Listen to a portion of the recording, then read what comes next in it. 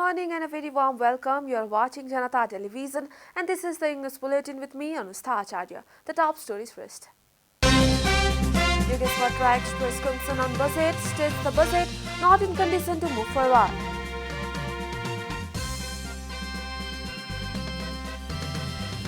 Can to allow flights only after weather permits, rights provided to chief pilot.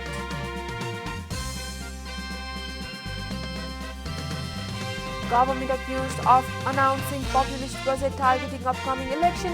Opposition party says it is impossible to implement the budget.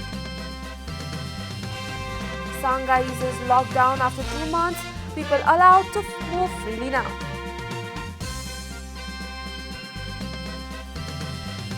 And Rafael Nadal beats Novak Djokovic in late-night thriller. Djokovic ahead in the head-to-head between the two greats.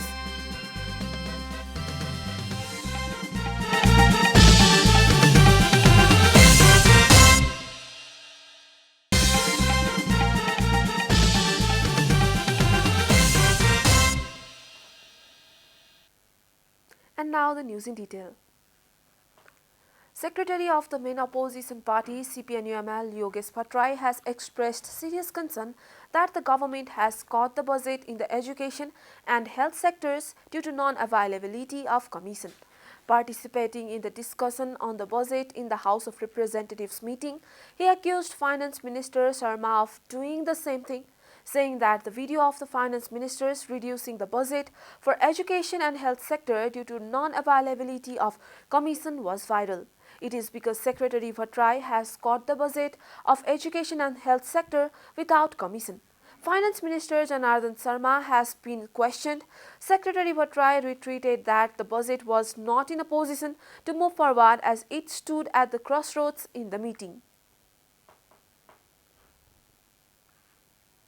In the meeting of the National Assembly under the Federal Parliament, a proposal has been tabled to have a general discussion on the annual estimates of revenue and expenditure for the fiscal year 2079 and 80. On Tuesday, Finance Minister Janata Sharma submitted a proposal in the National Assembly to have a general discussion on the annual revenue and expenditure estimates for the fiscal year 2079 and 80. Discussion started in the National Assembly after Finance Minister Sharma submitted a proposal to have a general discussion on the annual revenue and expenditure estimates for the coming fiscal year 2079 and 80.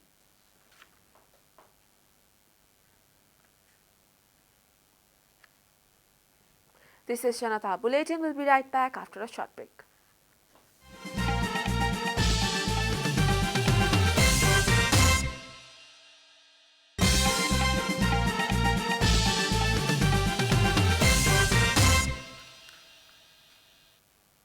Welcome back after the break. We continue with other national news.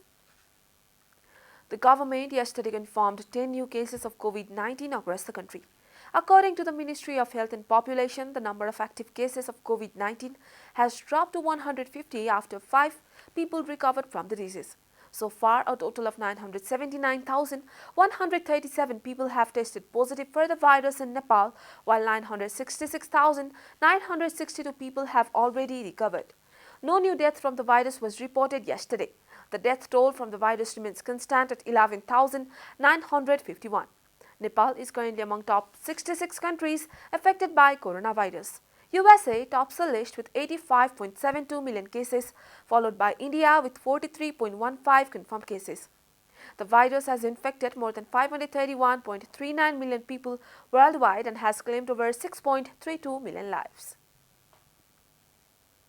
The Civil Aviation Authority of Nepal (CAAN) has decided to allow flights from the airport only after obtaining weather permits. The NEA has taken this decision after the plane crash of Tara Air, which was flying from Pokhara to Jamsam on June 30. Earlier, there was no legal obligation to take weather decision from the airport. In paragraph 10 of the Civil Aviation Rules 2058, this right was provided to the chief pilot. But now it has been decided to give the authority over the driver to the airport. Chief and the tower steer said. Chandralal Karna, spokesperson of the authority, he said that in the case of BFR flights were earlier allowed on the basis of weather at departure airport and destination airports, but now arrangements have been made to fly only if the weather on the departure and destination airports is clear. And now the news from economic front.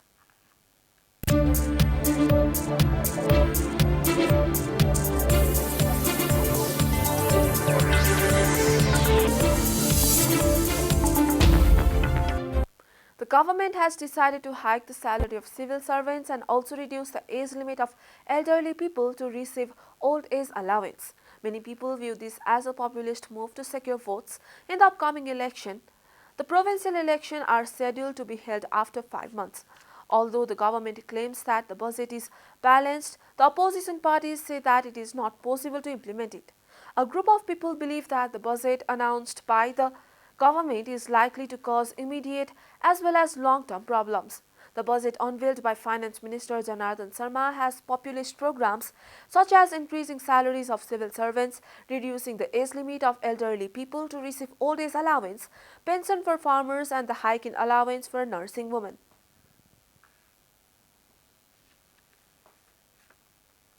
Time for a short break here at Janata Bulletin. Stay tuned for international news.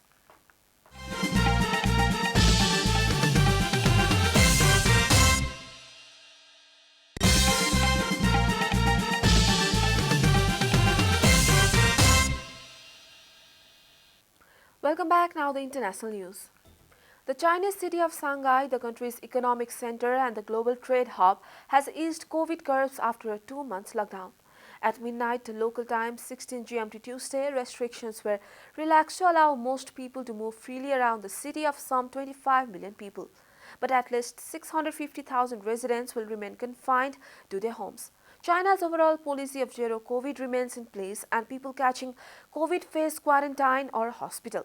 Their close contacts also face the prospect of removal to quarantine and the area immediately around where they live being locked down again. This is a day that was dreamed for the very long time, Shanghai government spokeswoman Yin Xin told reporters.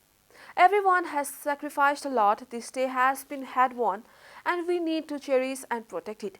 And welcome back to Shanghai, we are familiar with the mist. You are watching Janata Bulletin and now the latest from the world of sports.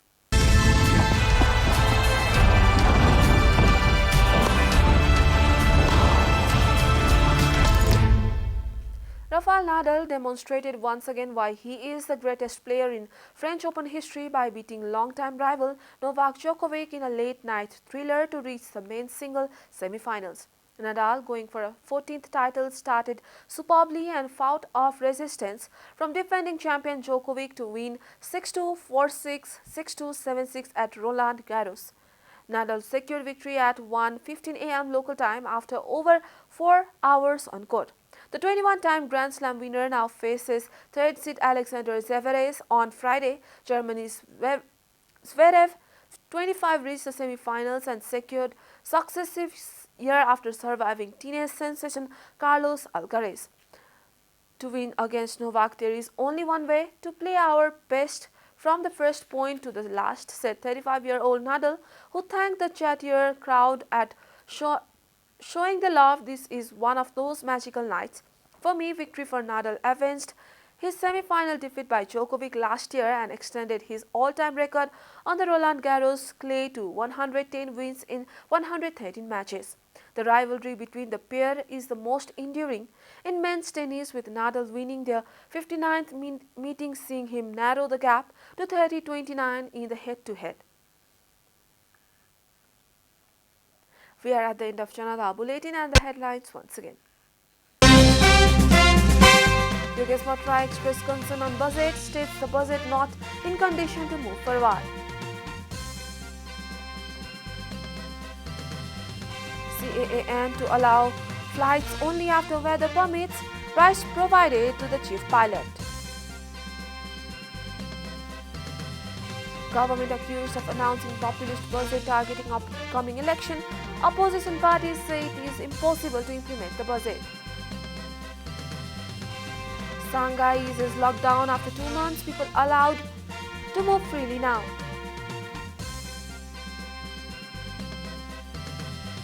And Rafael Nadal beats Novak Djokovic in late-night thriller Djokovic ahead in the head-to-head between the two greats.